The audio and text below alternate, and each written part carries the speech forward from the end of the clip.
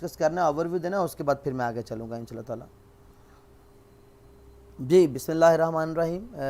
Economics of Pakistan है, begin part 2 session 2019-20 का chapter number 7 है। आज हमने इसके ऊपर बात करनी है, चैप्टर नंबर 7 का। और आज जो पोर्टल के ऊपर पेपर आना है वो भी चैप्टर नंबर 7 के पहले 4 सवाल में से आना है। देखिए इसमें टोटल 7 सवाल हैं, पहले 5 सवालों में से आपका पेपर आएगा। ये 2 सवाल जो हैं इनको मैंने अगले चैप्टर से मिला दिया है क्योंकि ज़्यादा बर्डन हो जाना था। तो अगला चैप्टर में 3 सवाल थे 8वें में, और ये हमारा लास्ट होगा फिर कल इंशाल्लाह ताला। तो ये इसका हमने आज जो है वो 5वां करना है। 5 क्वेश्चन इसके हमने आज डिस्कस करने हैं। बिस्मिल्लाहिर्रहमानिर्रहीम। लिखा हुआ foreign trade, describe its role in economics development, also discuss the important features of Pakistan foreign trade. Foreign trade क्या होती है? जब हम एक मुल्क दूसरे मुल्क के साथ या दूसरे मुल्कों के साथ जब गैर मुल्क की तजारत करता है, जिसमें इंपोर्ट एक्सपोर्ट और एंटरपोर्ट आती है, तो वो जब हम करते हैं तो फिर उसके मुताबिक हमें ये फॉरेन ट्रेड और बता रहा है discuss its role in economic development, इसका मुआशी तरक्की में क्या किरदार है। Also important features of Pakistan foreign trade, so that to meet the domestic requirement a nation have to depend upon other countries which provide the basis for international trade। ये international trade की बुनियाद है। dependence on other nation, दूसरी कौमों पे depend करते हुए to meet the domestic requirement, अपनी घरेलू ज़रूरियात को पूरा करना इज़ वेरी ओल्ड प्रैक्टिस, ये बहुत पुरानी प्रैक्टिस है। अच्छा, इंटरनेशनल ट्रेड हो या फॉरेन ट्रेड हो, इकनॉमिक्स डेवलपमेंट में इसका फ़ायदा क्या है? नो शॉर्टेज, हमारे पास चीज़ों की शॉर्टेज नहीं होती, हमें पास जो कमी होती है हम दूसरे मुल्कों से मंगवा के उसे पूरा कर लेते हैं। स्पेशलाइजेशन है हमारे पास, इसका मतलब है कि हर मुल्क हर कंट्री एक एक के ऊपर अपनी एक प्रोडक्ट के ऊपर काम करता है, एक प्रोडक्ट के ऊपर काम करता है और उसके अंदर स्पेशलाइज हो जाता है। हर मुल्क, जैसे पाकिस्तान के आम जो हैं वो बहुत ज़्यादा पूरी दुनिया में पसंद किए जाते हैं। इस तरह प्रोडक्ट, कोई आईफोन बेच रहा है, कोई क्यू मोबाइल बेच रहा है, तो इंडिया की बहुत सी प्रोडक्ट्स हैं जो पूरी दुनिया में इस्तेमाल की जाती हैं, तो स्पेशलाइजेशन आ जाती है। फॉरेन एक्सचेंज का सोर्स है, हम चीज़ें बेच के बाद से पैसा कमा लेते हैं। हमारी मार्केट्स बड़ी हो जाती हैं, हमारा टेक्निकल नॉलेज बढ़ जाता है, एम्प्लॉयमेंट में इजाफा हो जाता है, लोगों को रोज़गार मिलता है, कंपटीशन आता है मार्केट के अंदर, अच्छी और चीज़ें मिलती हैं, मोनोपोलिस्टिक पोजीशन ख़त्म हो जाती है यहाँ पे। और वैल्यू एडिड, हमारे पास वो चीज़ें आती हैं जो हमारी वैल्यू में इजाफा करती हैं, हमारी रहन सहन में हमारे लिविंग स्टैंडर्ड को बेहतर करती हैं, हमारा कैपिटल बढ़ जाता है। It is a vehicle for international movement of capital particular from the more developed to less develop. बड़े मुल्कों से छोटे मुल्कों में कैपिटल आता है, पैसा आता है। हमारा एक स्केल, इकोनॉमीज ऑफ स्केल, हमारा जो लेवल ऑफ है ट्रेड वो बढ़ जाता है, हमारी नेशनल इनकम बढ़ जाती है और कैपिटल गुड्स में इजाफा हो जाता है। कैपिटल गुड्स का मतलब है मशीनरी, रॉ मटेरियल और फिनिश गुड्स, जो चीज़ें बाहर से मंगवाते हैं जिनसे मज़ीद चीज़ें बना के हम बाहर भेज देते हैं। ये हमारा पहला सवाल था कि फ़ॉरेन ट्रेड कितनी अहमियत रखती है हमारे मुल्क के लिए। नेक्स्ट क्वेश्चन है हमारे पास, write and explain the main factors which are contributing toward adverse balance of trade. BOT, balance of trade, adverse होता है negative. Also suggest measures to remove this problem. Adverse balance of trade क्या होता है? Trade तजारत होता है जो हम दुनिया के साथ करते हैं। बैलेंस ऑफ ट्रेड से मुराद है कि हमारी इंपोर्ट एक्सपोर्ट बराबर होनी चाहिए, ठीक है जी। अगर इंपोर्ट हमारी ज़्यादा होगी और एक्सपोर्ट कम होगी तो एडवर्स बैलेंस ऑफ पेमेंट होगा, और अगर हमारी एक्सपोर्ट ज़्यादा होगी तो फिर पॉजिटिव होगा। बैलेंस ऑफ ट्रेड क्या होता है? बैलेंस ऑफ ट्रेड एक वन द मेजर इंडिकेटर है फॉर असेसिंग इकोनॉमिक्स परफॉर्मेंस। किसी मुल्क की मुआशी तरक्की को मापने के लिए सबसे बड़ा इंडिकेटर जो है वो बैलेंस ऑफ ट्रेड है। It determine the trade potential of country. अगर ट्रेड बैलेंस ऑफ किसी मुल्क का पॉजिटिव है तो मुल्क जो है वो मुआशी तौर पर बेहतर होगा दूसरों के। डेफिनेशन है, ये कंपैरिजन है, बिटवीन है या फ़र्क है वैल्यू ऑफ एक्सपोर्ट और इंपोर्ट की वैल्यू के दरमियान। Physical goods not services of a country is given period of time, आमतौर पे 1 साल के अंदर हम कैलकुलेट करते हैं।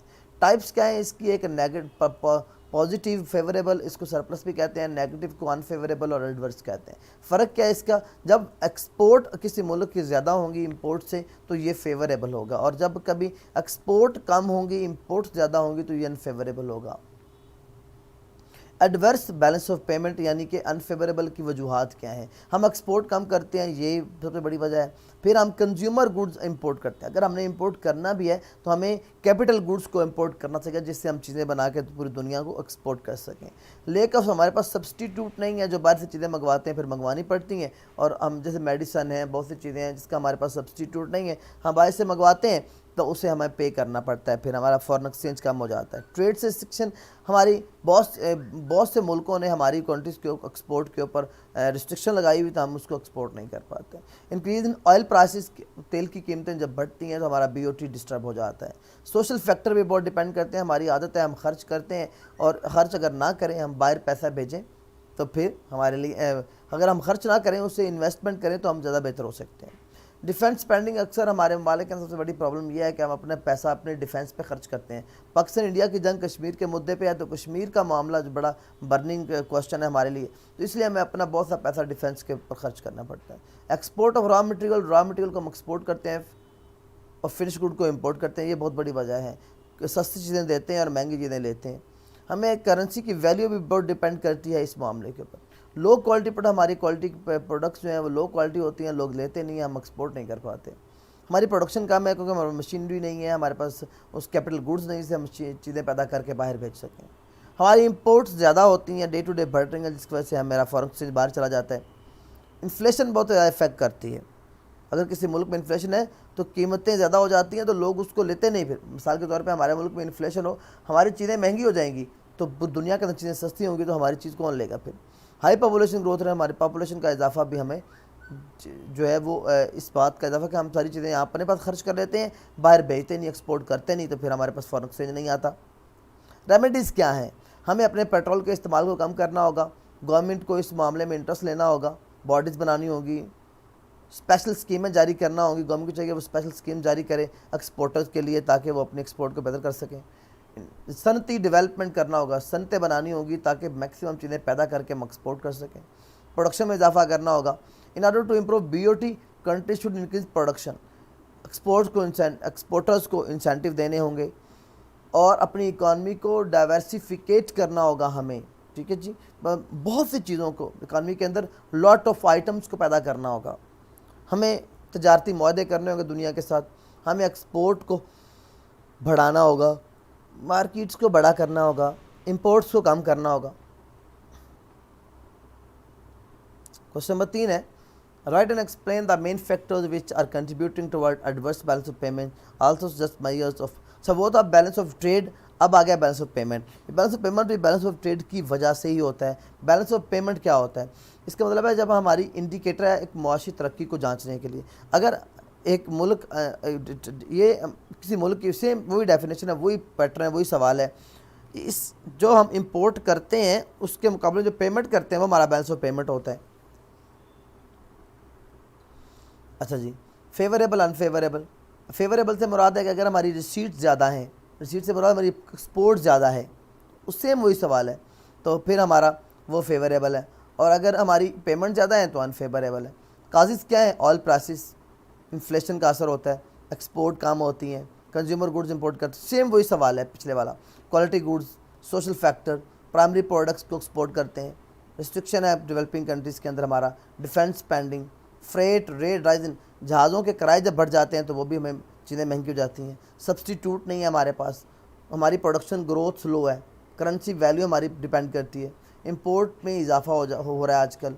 रेमेडीज़ क्या है? इंपोर्ट कम करें, एक्सपोर्ट को बढ़ाएं और ट्रेड एग्रीमेंट करें, एक्सप्लोर करें मार्केट्स को, इकॉनमी को डिवर्सिफिकेट करें, एक्सपोर्ट इंसेंटिव दें, एक्सपोर्टर्स को इंसेंटिव। सेम सवाल है, अपनी प्रोडक्शन को बढ़ाएं, स्कीमें दें, ट्रेड बॉडीज़ बनाएं, इंडस्ट्रीज़ को ऑप्टिमम करें, वो बेहतर से बेहतर चीज़ें पैदा कर सकें, ऑयल का इस्तेमाल कम करें। सेम सवाल है। Question number 4, define foreign economic assistant क्या है और write its and sources and importance. कह रहे जी, capital is the most important requirement for the development of a country. Developing economy have a common problem lack of capital. उनके पास capital नहीं है, पैसा नहीं है। To meet the requirement of capital besides all the domestic resources a country can get capital from other countries on international organisation. In a sense this inflow of capital from the outside world is for, जो गैर मुल्क से पैसा आता है उससे हम कहते हैं economic system. Foreign assistant, foreign economic system और aid is to flow of resources या technical assistant from developed country और इंटरनेशनल ऑर्गेनाइजेशन टू स्टिमुलेट। मकसद क्या है इसका? डोमेस्टिक डेवलपमेंट को बेहतर करना है और सेविंग करनी है इन्वेस्टमेंट गैप में, और फॉरेन एक्सचेंज के गैप को बेहतर करना है। रिसोर्सेज क्या है हमारे पास? फॉरेन एड के बायलैटरल भी हैं और मल्टीलैटरल भी हैं। कोई एक गवर्नमेंट अगर किसी दूसरी गवर्नमेंट की हेल्प करती है तो ये बायलैटरल है। अगर IMF, IBRD, IDA, world bank किसी एक मुल्क के सारे मिलकर मदद करते हैं तो ये मल्टीलैटरल हैं। फॉरेन एक्सचेंज की शक्लें क्या हैं? टेक्निकल असिस्टेंट, आप कुछ चीज़ें प्रोवाइड कर दें उन्हें, मतलब मशीनरी दे दें, पावर स्टेशन दे दें, ग्रांट दे दें, पैसा अलॉट कर दें। फ्लड्स के अंदर, जल्जले के अंदर, किसी बीमारी के अंदर आप पैसे दे रहे हैं, चीज़ें दे रहे हैं, गुड्स लोगों को खुराक दे रहे हैं। फ़ॉरेन लोन कर्जा दे रहे हैं ताकि वो अपनी डेवलपमेंट खुद कर सकें। ट्रेड पर आप उनके साथ तजारती मुआहदे करते हैं और उनके साथ ट्रेड करते हैं, ये बहुत बड़ी असिस्टेंट होती है। Need and importance foreign exchange की अहमियत क्या है? हमारी सनती और ज़री तरक्की इसके साथ मुंसलिक है। बाहर से पैसा आएगा, असिस्टेंट आएगी तो हम डेवलप हो जाएंगे। इनकी नेशनल हमारी नेशनल इनकम, पर कैपिटल इनकम बेहतर हो जाती है। हमारा लिटरेसी रेट और पॉपुलेशन कंट्रोल होता है, check on population growth rate लग जाता है। हम जदीद टेक्नोलॉजी को इस्तेमाल करने लगते हैं, हमारा रिलेशन दूसरे मुल्कों के साथ बेहतर हो जाता है। हम हाई क्वालिटी प्रोडक्ट्स इस्तेमाल करते हैं सस्ते दामों। फॉरेन रिजर्व आते हैं हमारे पास। हम डिफेंस एक्सपेंडिचर को मीट कर लेते हैं प्रॉपर। हमारी डेवलपमेंट प्लानिंग होती है।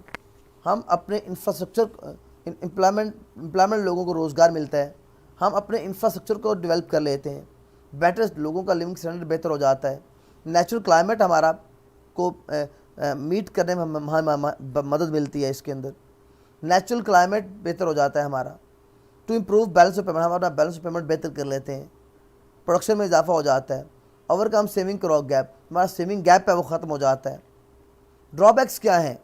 बाहर से पैसा आता है, उसका ड्रॉबैक क्या है? बर्डन ऑफ डेट, हम पे कर्जा चढ़ जाता है, हमें उसके ऊपर इंटरेस्ट देना पड़ता है, हमें आज़ाद नहीं होते हैं, हमें फिर जो लोग हमारी मदद करते हैं उनकी बात भी माननी पड़ती है। हम पैसा लेट आता है, ज़रूरत जल्दी होती है, पैसा लेट आने की वजह से हमारी वो ज़रूरत ख़त्म हो जाती है, फिर हम उसको गलत इस्तेमाल करते हैं। गैर मुल्की डिपेंडेंस हो जाती है हम पे, वो लोग हम पे अपनी मर्जियाँ चलाते हैं। इन्फ्लेशन की बहुत बड़ी वजह ये है पैसा जब आता है तो। पांचवा question is very important question, aids trade no aids, हमारे साथ तजारत करें मदद ना करें। ये एक बड़ा बेहतरीन स्लोगन है। Following are the argument for trade against foreign aid, गैर मुल्की एड ना आए, हमारे साथ तजारत करें, हमारी नेशनल इनकम में इजाफा होगा तजारत के साथ, गैर फॉरेन एक्सचेंज आएगा, रिडक्शन इन अनएम्प्लॉयमेंट ख़त्म हो जाएगी, वैल्यू एडेड गुड्स हम पैदा कर सकेंगे, स्पेशलाइजेशन हमारे अंदर आ जाएगी, कैपिटल की अवेलेबिलिटी हो जाएगी, इकोनॉमीज़ ऑफ स्केल बढ़ जाएगा हमारे मोनोपोलीज हम पे ख़त्म हो जाएंगी, हम किसी अपनी मर्जियाँ करेंगे। फिर टेक्निकल नॉलेज की प्रोविज़न जो है वो हमारे पास आ जाएगी, हमारी मार्केट्स बड़ी हो जाएंगी तिजारत की वजह से, हमारी कैपिटल गुड्स की अवेलेबिलिटी होगी हमारे पास। फिर इसके ख़िलाफ़ क्या है argument? Increase in burden of debt, foreign aid has increase date.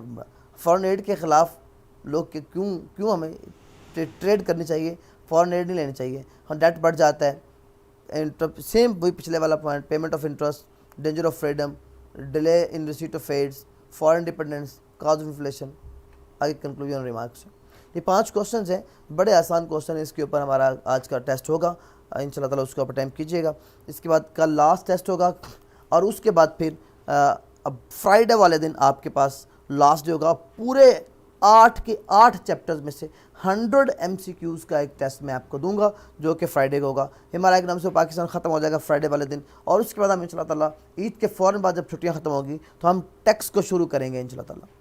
ठीक है जी, अल्लाह आपका हामी नासर हो, बेस्ट ऑफ लक, अल्लाह ताला आपको सलामत रखे।